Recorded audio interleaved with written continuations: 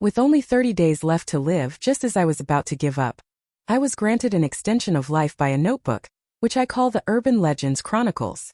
I use it to punish the wicked of this world and absorb the maladies of this bizarre reality. Became the overseer against anomalies. A very special interrogation room, entirely constructed from single-piece tiles. Wearing a police officer's uniform, Su Jing pushed the door open and entered. The man sitting in the chair was momentarily illuminated by the light. It seemed as though he had seen something terrifying, as his body trembled uncontrollably. His eyes were bloodshot, with rapidly dilating pupils filled with panic and fear. The moment Su Jing opened the door, he was like a startled bird, immediately covering his eyes and shouting loudly, "Quick, close the door!" To soothe the man's emotions, Su Jing slowly closed the door. "Now you can tell me what exactly happened at your home, right?" However, after a long wait, there was still no response from the man. Su Jing shouted loudly, "Stop pretending to be mysterious and evading criminal responsibility. Think about what you've done to your family." As she spoke, she slammed an iPad onto the table. On its screen, two figures were visible. A woman covered in bruises desperately shielding a little girl. On the ground lay a broken belt, shattered liquor bottles, and the little girl's crumpled drawings. The man lowered his hands, looking somewhat dazed, as if trying hard to recall something. Yet suddenly, his eyes widened in shock. He pointed behind Su Jing, trembling as if a malevolent ghost had seized his soul, sending a chill rising from the soles of his feet. Su Jing turned around abruptly and looked towards the door behind her, yet there was nothing there. She turned around and saw the man clutching his head, crouching entirely under the table. Su Jing scolded, "Stop playing tricks and confess the truth quickly." However, from the man's perspective, the ground was cracking open, and countless eyes emerged, all turning to stare at him. He watched as Su Jing slowly approached him. Yet what terrified him even more was, between the woman's lips, there was a bloodshot eyeball that gradually stretched Su Jing's mouth open. Not only were there 3 eyeballs in her left eye, but there was also one in her throat. All of these eyes were fixed on the man. The last thread of his sanity was completely shattered at this moment. He abruptly overturned the interrogation table. He raised his hand and thrust it into his mouth, digging frantically. It didn't take long for the internet to expose this bizarre case. It is said that those who see this photo will have nightmares if they don't like it. What no one knows is that the murderer in the entire case is actually a high school student. Just 1 month ago, Moto Shinji found a notebook in the library. The moment he opened it, he actually traveled through time. This notebook, titled Urban Legends Chronicles, transported him to another world. His parents died in a plane crash, leaving behind a substantial insurance settlement. He should have been living a carefree life, but because of this notebook, he found himself in trouble. Life began a 30-day countdown. Fortunately, the notebook gave him hope to keep living. He only needs to document urban anomaly incidents. He can earn karma points to extend his life. And this eyeball incident marks the beginning of Moto Shinji's trial. Everyone who sees the photo of the eyeball, they are reminded of the sins they have committed, ultimately reaping what they have sown. But all of this is only just the beginning. I only have 30 days left to live. Just as I was about to give up, I was granted an extension of life by a notebook, which I call the Urban Legends Chronicles. I use it to punish the wicked in this world and absorb the filth of this eerie realm. I have become the overseer to combat anomalies. The crimson higanbana blooms in full. The barefoot maiden of the nether realm approaches. She comes only to punish the perpetrators of school bullying. Then she casts their souls into the boundless hell. And this time the anomalies event I've written is what I call Hell Correspondence. Every night at the stroke of midnight, on a website called Hell Correspondence, enter the name of the person you resent. You can meet the maiden from the Yellow Springs, provide weapons for the victims to fight back and eliminate resentment. In an office, Gulidia tightly clutched her backpack, trembling uncontrollably, her eyes filled with fear as she stared ahead. Opposite her were investigators Akiji and Chi Xiaoyin from the Department of Special Affairs. In front of the 3 of them, a video of Gulidia being bullied at school was playing. The perpetrator is named Shi Hui. At this moment, her expression is ferocious, highlighting an ugly and vicious demeanor. She is hurling insults while speaking. She increases the force in her hands, seemingly trying to tear off Gulidia's scalp.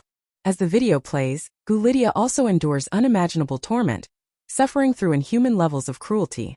Then, Gulidia is seen pulling a red straw from her backpack. It turned out to be a higanbana flower, which she clutched tightly to her chest, glaring fiercely at Shadowy as if she had made up her mind. She abruptly tore off that higanbana. The hand that Shadowy used to grab the hair became twisted, and his entire body trembled violently. A soul-wrenching scream erupted from her mouth, her face rapidly caving in as if her soul had been drained away. Her body contorted into a grotesque posture. She collapsed abruptly onto the ground, and the video froze at exactly 4 minutes and 44 seconds. Qi Xiaoying retracted her phone and said, "As of 8 a.m. this morning, the number of abnormal deaths, similar to Shadowy, has exceeded 200 and is still increasing exponentially. And all of these individuals suffered from brain death, with no signs of any human-inflicted harm. And you have become the sole suspect of the Department of Special Affairs. We hope you will not conceal anything and fully disclose all that you know." Then Akiji, sitting on the chair, asked, "You've had contact with the higanbana girl, haven't you? I want to know all the details." Gu Lydia trembled with fear but still recounted the entire story from beginning to end. It was just the night before last. Had been bullied by Shadowy for a long time. And the disapproval from the school teachers. After seeing the post by higanbana girl, she finally unleashed the pent-up resentment within her. After she found the link to Hell Correspondence, she wrote the name Shadowy. She pressed the enter key without hesitation. A drop of fresh blood fell out of thin air, and a crimson flame rose. Before she could even react, the crimson flame burst open, revealing an enormous unknown tree. Standing before it was a barefoot girl. Her hair fluttered in the wind, revealing a delicate yet sickly pale face with blood-red eyes unlike any humans. In her hand, she held a bewitching and eerie crimson higanbana. "Are you the higanbana girl? Don't be afraid. I'm here to end your nightmare. Take this crimson higanbana. When you pluck the petals, the person you despise will be banished to hell to face judgment. And your soul will fall into Sukhavati after death, suffering torment. The choice is entirely in your hands," Gu Lydia said while wiping away tears. "This is everything that happened to me with the higanbana girl." Akiji also widened his right eye at this moment, with a blue light emanating from his pupil. She saw the curse on Gu Lydia. So she walked toward her. A blue light enveloped her entire right hand. A burst of spiritual power struck Gu Lydia's chest. As the light expanded, the curse on Gu Lydia's chest became restless and uneasy. The next second, the curse erupted violently, shattering the office windows. Meanwhile, far away in the dormitory building, Moto Shinji suddenly turned around. He looked in the direction of the principal's office. There are actually other spiritual power users in this world. Interesting. The perpetrators of domestic violence and school bullying have died one after another. Moto Shinji's lifespan is also continuously increasing. When legends become reality, anomalies punish original sin. Perhaps beauty could then blossom everywhere. My lifespan has finally increased. Under the punishment I wrote in 2 urban chronicles, my physical fitness has been enhanced to an epic level. Through the all-seeing eye, I can not only see the essence of the world, but also have unobstructed access to the power of X-ray vision. Even though I have been extremely cautious, but I still got targeted by the Department of Special Investigations. If they find out that the recent bizarre deaths are related to me, I'll definitely be tied up and sliced into pieces. Fortunately, at the critical moment, my 2 Ghost Club friends helped me resolve the crisis. A master move of restraining me and carrying me away helped me escape the pursuit of the investigations department. Akiji watched the 3 figures receding into the distance, wondering if he had misjudged the situation earlier. But that feeling of being watched by spiritual power couldn't possibly be wrong. So she took out her phone and said, "Hey, it's Akiji. Help me investigate whether there are any students at River City Middle School who possess spiritual power. Also, prepare a portion of boiled beef for me at noon today and put it on my desk. I need it urgently. Remember to add extra chili sauce, and I don't eat celery." She said this while walking toward the school gate. Ghost Club activity room. The 3 of them stood side by side at the door. The moment the door opened, an aura reminiscent of the 2-dimensional world instantly emerged. "Oh my goodness, isn't our Ghost Club supposed to be the Ghost Club? Why is there such a vibrant, youthful atmosphere everywhere here?" The 2 of them started complaining. "Moto Shinji, you're the club president, yet you don't seem to care at all about decorating the club room. All of this is practically our entire life savings. We've brought everything we own to spruce up the place. You owe us big time for this." "Well, it's not like I didn't prepare anything. At least I wrote a ton of ghost stories." The next moment, their attitudes did a complete 180. "Ghost stories? Hurry up and show us. We're the most loyal fans of supernatural fiction." Seeing their eager little eyes, I couldn't help but feel a bit speechless. I'm still working on the concept. It's not fully formed yet. I wouldn't dare show it to them. That novel could be deadly. At this point, the two of them put on smug expressions, pretending to be deep in thought as they said, "Then let's find you some inspiration." With that, they opened their laptops.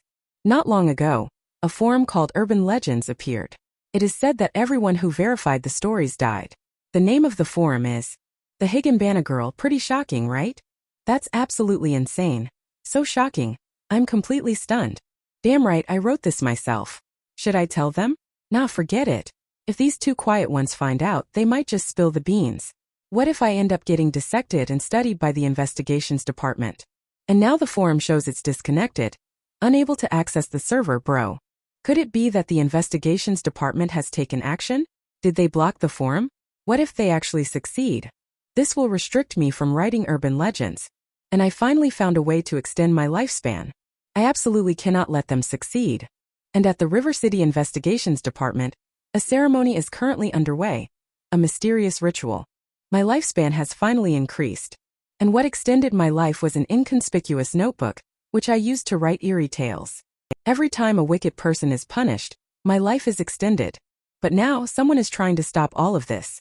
In the Department of Special Investigations of River City, a secret ritual is underway. Akiji, as the person in charge, is currently extracting the spirits of the deceased, attempting to grant them salvation. The Department of Special Affairs, as the highest directly subordinate department for public security management, is specifically responsible for handling anomalies incidents that the Public Security Bureau cannot resolve. Among them, there are talents specialized in collecting the souls of the deceased. And there are also big-chested, oh no, big sisters who specialize in dealing with vengeful spirits, even when facing those vengeful spirits filled with resentment from their past lives. Akiji also possesses the power to strike down enemies with a single blow. However, the anomalies they are currently encountering have left them somewhat at a loss. Because the anomalies are impossible to comprehend. For humanity, they are essentially unsolvable entities, as anomalies cannot be killed by humans. The number of anomalies entrenched in the city is vast. Even they have no choice but to flee for their lives when encountering them. The investigations department's only remaining strategy is to confine the anomalies within a certain area. After learning that the Higginbana girl kills people through the Hell Correspondence method, to prevent the death toll from continuing to rise, the two began working on blocking the Hell Correspondence forum links. The website links have now been blocked, and the final step involves programmatic restrictions. Then, a martyr from the Department of Special Affairs is required to activate it using spiritual power. The term martyr is used because when the Department of Special Affairs deals with anomaly incidents, casualties are inevitable. To minimize losses among frontline combat personnel, the general staff of the Department of Special Affairs naturally become martyrs. Chi Xiaoyin is the martyr who shielded the Higginbana girl this time. Rest assured, if you die, your family will receive a compensation of 5 million yuan according to the contract. At this moment, Chi Xiaoyin was naturally a bit scared, but could only shakily raise her index finger. Then Akiji continued, "You still have a choice now.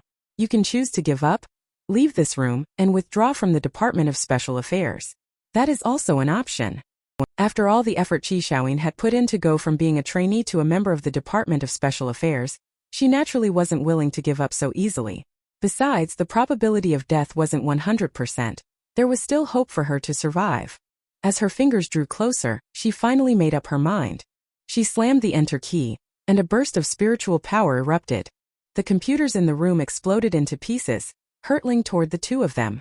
However, the fragments were blocked by Akiji. As the smoke cleared, the computer controlling Hell Correspondence lay completely intact in front of them. White smoke billowed from the display, and the screen flickered with static. Akiji said, "That settles it. It seems this anomalies incident wasn't as complicated as we thought." And the snowflakes on the screen suddenly began to flicker violently, like a heart rate monitor line. The red lines flickered, slowly outlining the characters, Hell Correspondence. Amid Chi Xiaoyin's terrified screams, a young girl's face with hollow eyes slowly emerges. "My lifespan has finally increased.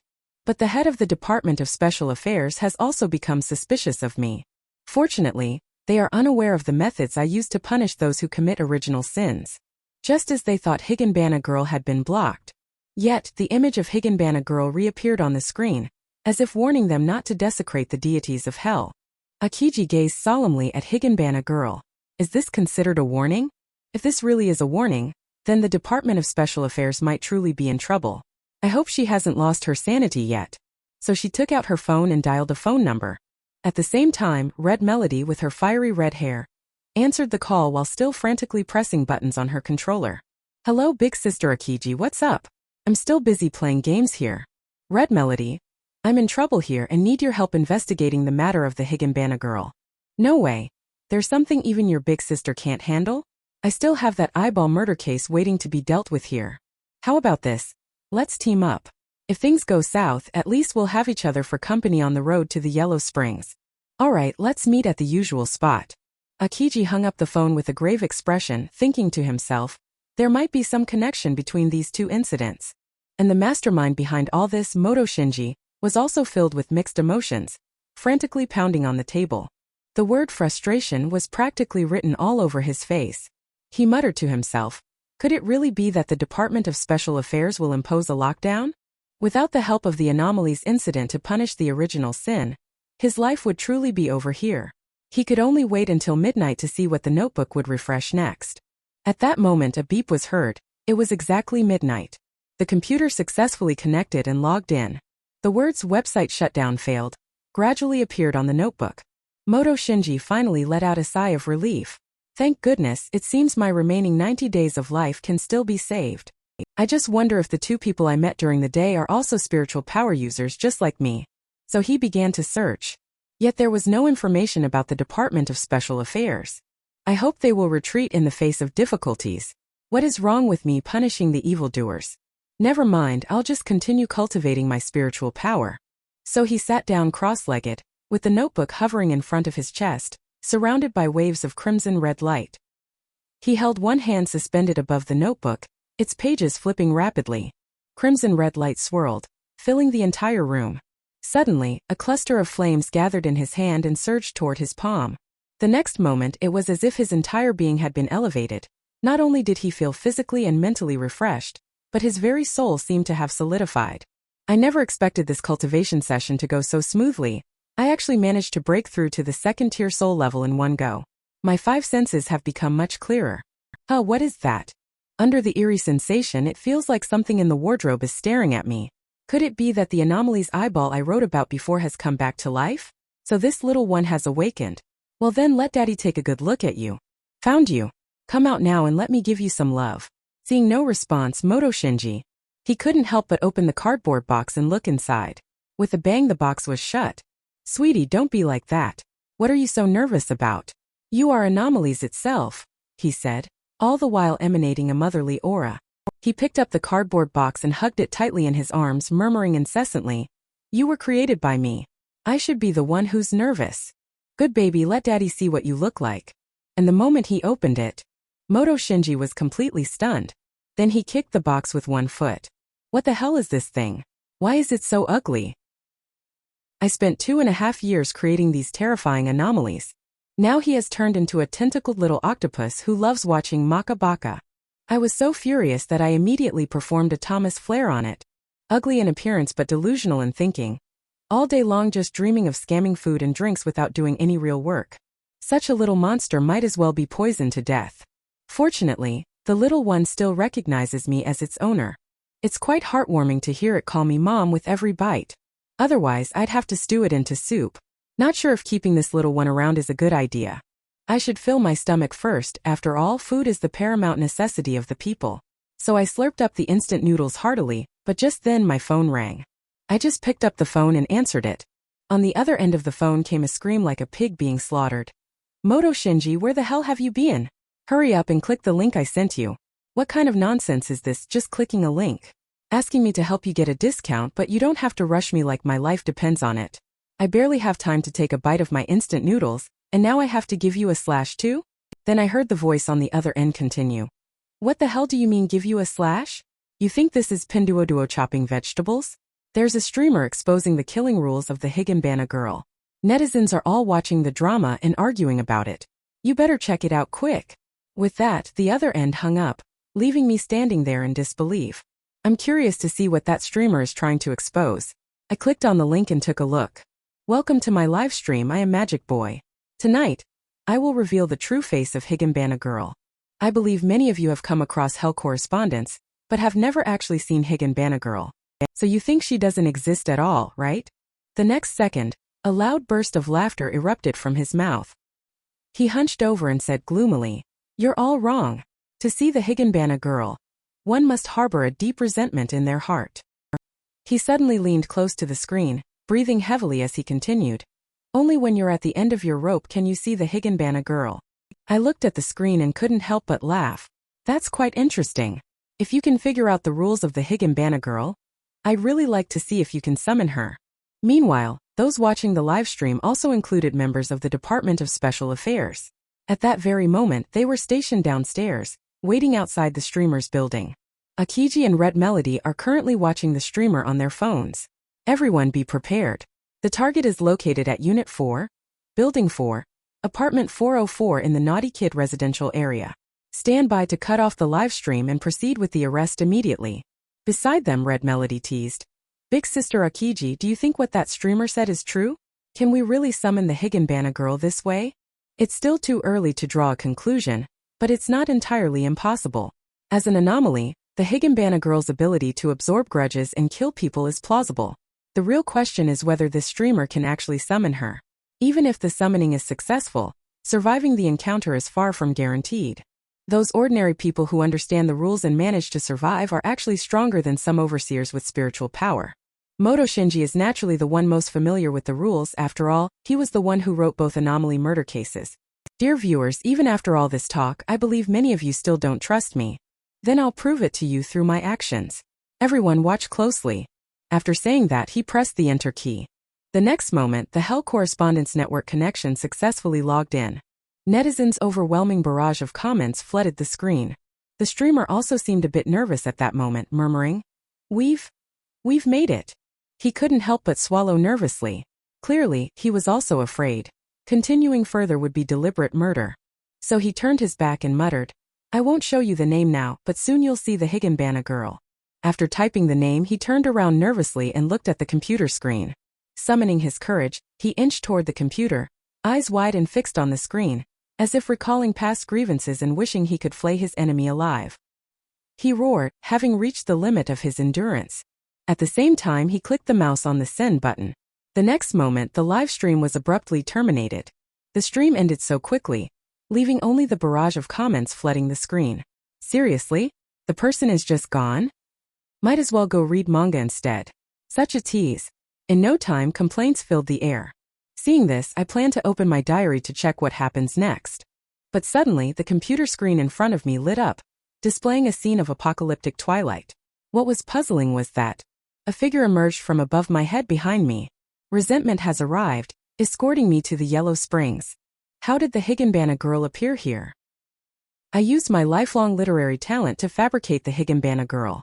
Now it has become a tool for others to wield against me. So are you trying to drag me into hell now? The girl's crimson gaze held not a trace of emotion, yet for a moment she did not strike at me. Instead, she summoned the scorching Higanbana, holding it obediently in the palm of her hand. "Master, my abilities were bestowed by you.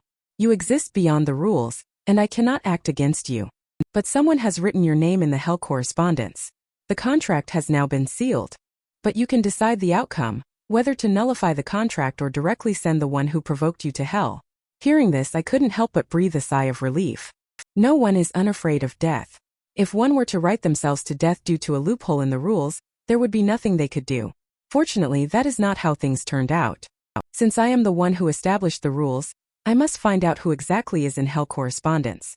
Wrote down my name, intending to put me to death. Then the Higanbana Girl continued. It was written by someone named Qin Shaoshan. Qin Shaoshan, who is this person? I don't even know him. I haven't bullied anyone in my daily life, have I? But once the rule is established, someone must bear the consequences. I want to meet this person named Qin Shaoshan. I need to find out why he wrote his own name. Take me to see him. I want to understand the truth. All right, sir. I will take you to the banks of the Nether River right away. As soon as the words were spoken, the Higanbana in hand burst into a dazzling red glow. The next moment, she appeared on a small boat. All around, aside from the blooming Higanbana glowing with a red light, There was only the deathly still water of the Nether River. Qin Shaoshan collapsed onto the deck, her eyes filled with terror. Hi. Higanbana girl. Where is this place? Weren't you supposed to fulfill the contract and send Moto Shinji to hell? Why am I here? And the girl's eyes were filled with indifference as she rode the wooden oar by herself. Only the lantern beside her emitted a bright light, illuminating the path ahead. Hey, are you Qin Shaoshan? A demon mask appeared in front of Qin Shaoshan. This made him scream and step back repeatedly, his voice filled with fear. Speak. Why did you write Moto Shinji's name on Hell Correspondence? Then in a panicked tone he said, Why are you asking me? Shouldn't it be Moto Shinji who appears here? The next moment countless black mist serpentine snakes coiled around Qin Shaoshan's body. Higanbana girl stepped toward him, lowering her head and saying gloomily, Answer the master's question. Since you refuse to speak, then you can die right now. So I waved my hand grandly. Qin Shaoshan was immediately thrown into the center of the Nether River, flying towards the boundless hell. The weightlessness of death rushed towards him rapidly, so he shouted loudly, I'll talk, I'll talk. The black mist pulled at him, and he was hoisted upside down back above the small boat. Now you can continue. So back when Qin Shaoshan first faced school bullying, it was Moto Shinji who saved him. He pulled him out of the trouble with the bullies. Such a small matter was naturally not something Moto Shinji kept in mind. Instead, it led to the creation of Higanbana Girl, a work addressing the punishment of school bullying. But the second time I saw Qin Shaoshan being bullied, he was eager to investigate the details of the Department of Special Affairs, yet he chose not to extend a helping hand. This situation indirectly exacerbated the harm inflicted upon Qin Shaoshan. As the saying goes, give a man an inch and he'll take a mile. Such is human nature. Some people may appreciate your help, but if you give too much and they become dependent on it, once people stop helping, it can actually make them harbor resentment. Qin Shaoshan, who has tasted the sweetness of a small gain, now he has even lost half a peck of rice. Naturally, he harbored resentment and wrote Moto Shinji's name on Hell Correspondence. Hearing this, I couldn't help but laugh. Is this the reason for resenting Moto Shinji? Qin Shaoshan, perhaps you don't know that my original intention in creating Higanbana Girl was to provide victims like you with a weapon to fight back. But you are mistaken. You remain just as weak, still not daring to turn that weapon against the true source of your suffering. Instead, you direct your hatred toward those who once helped you. Those who harmed you still roam free, but eventually, all will face the punishment for their sins. And now you too cannot escape, bearing the retribution you deserve. In the next moment, the dark mist serpent dragged Qin Shaoshan into the Nether River, subjecting her to the agony of soul-cleansing torment. Meanwhile, in Magic Boy's live stream room, Akiji and Red Melody coldly watched the streamer lying on the ground, currently restrained with his hands tied behind his back. Akiji stared at the Higanbana in his hand. Is this the contract token of Higanbana Girl? Aside from feeling a bit gloomy, it doesn't seem particularly special. Red Melody, try using your spiritual power on it. As she spoke, she enveloped the Higanbana with her spiritual power and pushed it toward Red Melody. Red Melody directed her spiritual power toward the Higanbana, attempting to extinguish it, but it had no effect at all. The next second, Hongying's palm was scorched bright red. She blew on it while muttering, Why is this thing so hot? Big sister Akiji, are you tricking me? Why don't you try it yourself? Akiji cleared her throat awkwardly and said, Well, as long as you're okay. It seems this flower only works for the messenger. Last time I tried to steal a curse from a student's body, but my eyes told me that doing so would surely kill me.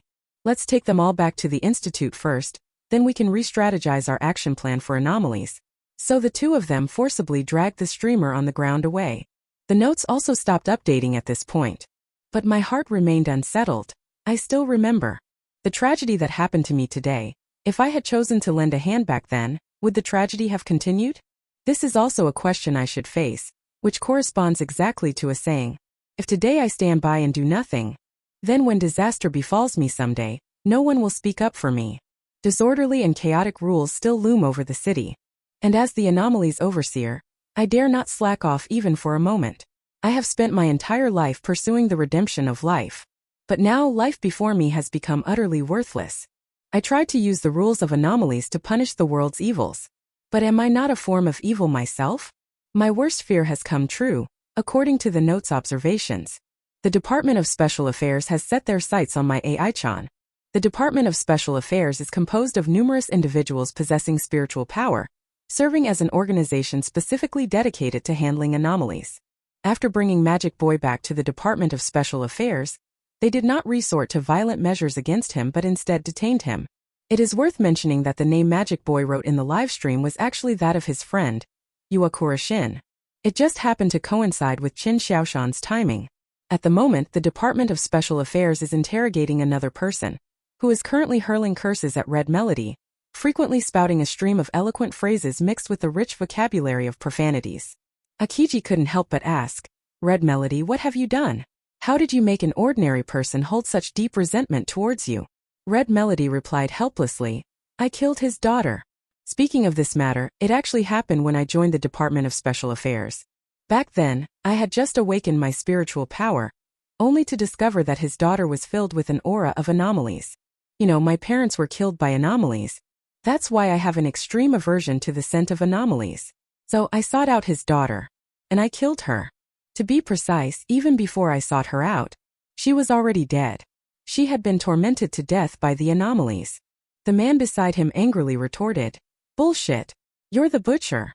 You killed my daughter, Red Melody." He stood up and walked toward the man. Then she kicked the stool. Then she held up her phone and said to the man, Yes, I did it. If you really hate me that much, just write my name on hell correspondence. That way I can go to hell." The man roared, "You finally admitted it." Then he lashed out at everyone in the room. "You bunch of scum. Why aren't you arresting her? Is this how you uphold justice and punish evil? Where is fairness and righteousness in this world?" Red Melody paid no attention and instead turned to Akiji saying, "You all go out first." Then everyone left the room, leaving only Red Melody and the man. Qi Xiaoyin asked in confusion, "We just came out like that? Don't we need to help?" Akiji spoke slowly. Within the Department of Special Affairs, there exists a death file. Simply placing a photo inside it and writing down the name and birth details can cause someone to die instantly. That's why both Red Melody and I usually only use code names.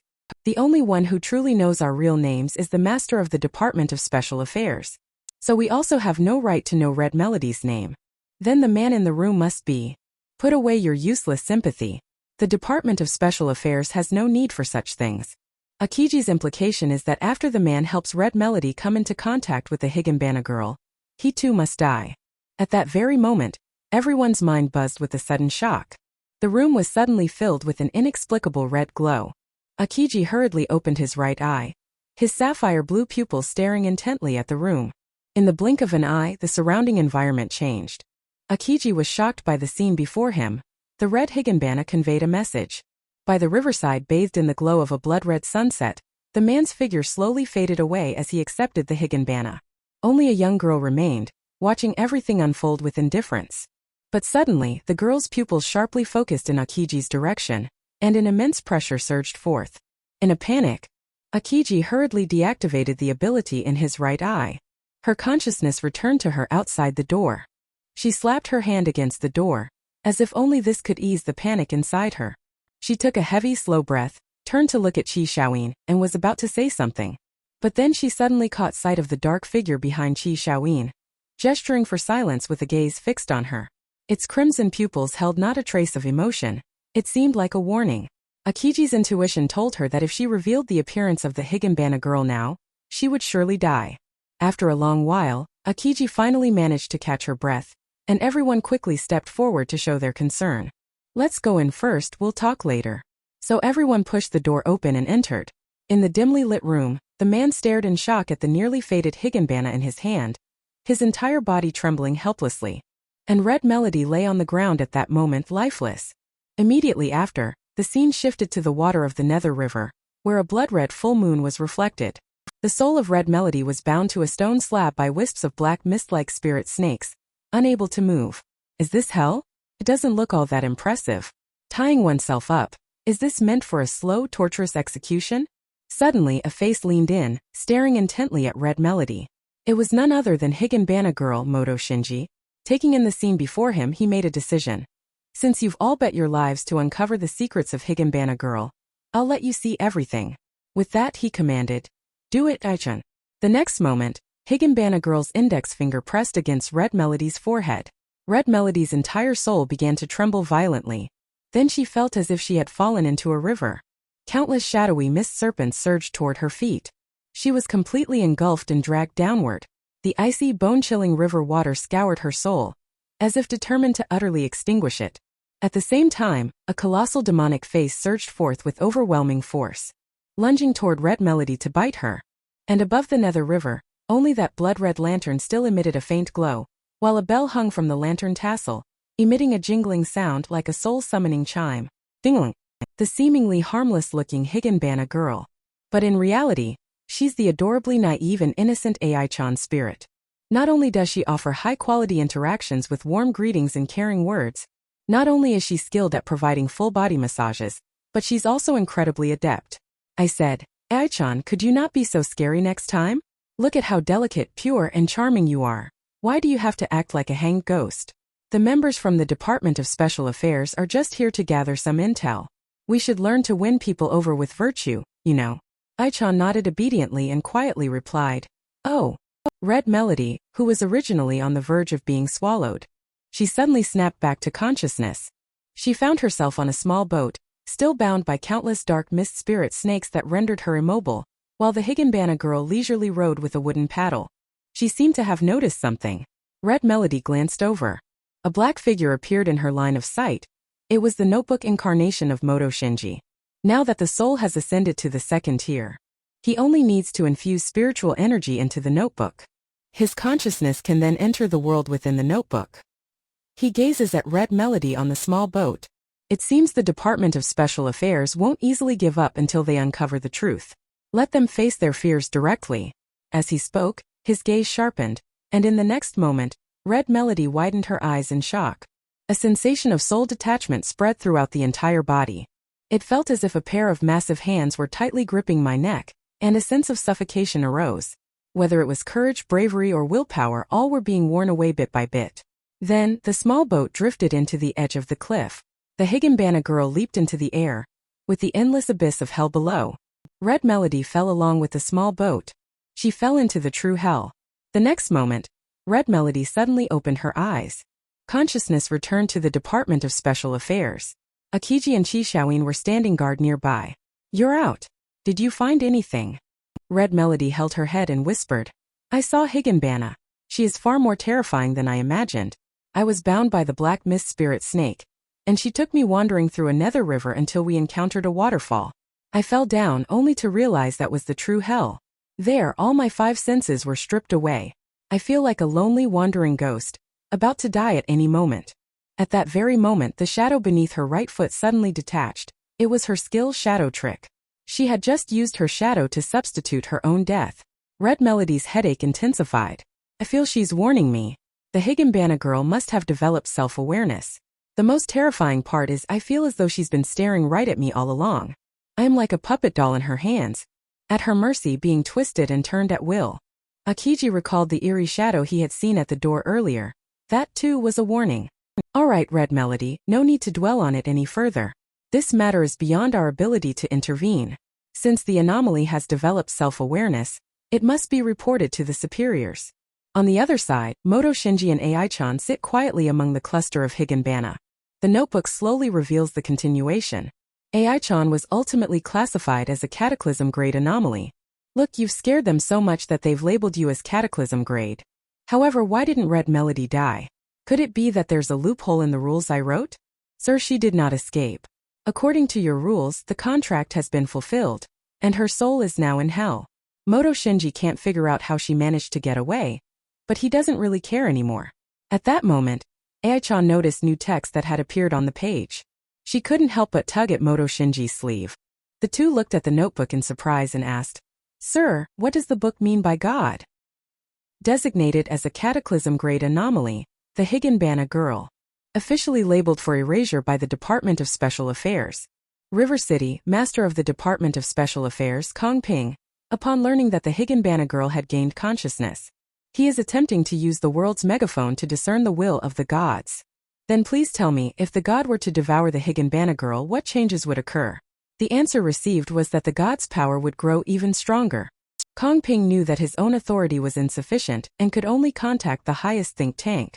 The think tank, as the highest command center of the Department of Special Affairs, must review and decide on every matter, no matter how trivial. Field from the think tank spoke up. I oppose the plan to consume the Higanbana girl.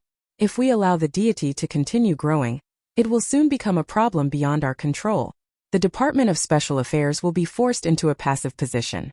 Since the Higanbana girl has developed self-awareness, why not try talking to her instead? Field, you're thinking too simplistically. Even if we negotiate with the Higanbana girl, can we really guarantee that no one will die? Everyone present is well aware of the Higanbana girl's killing rules. Higanbana girl forms contracts with individuals harboring deep resentment. To complete the contract, the contracted person must break the token. But what if these are just surface-level rules?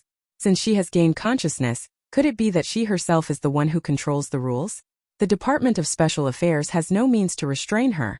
There is simply no foundation for peaceful coexistence. The Department of Special Affairs would never allow a thinking anomaly to exist. If even a god cannot kill Higanbana girl, then perhaps we can consider your viewpoint, but only then. Moto Shinji and Ai-chan stared blankly at the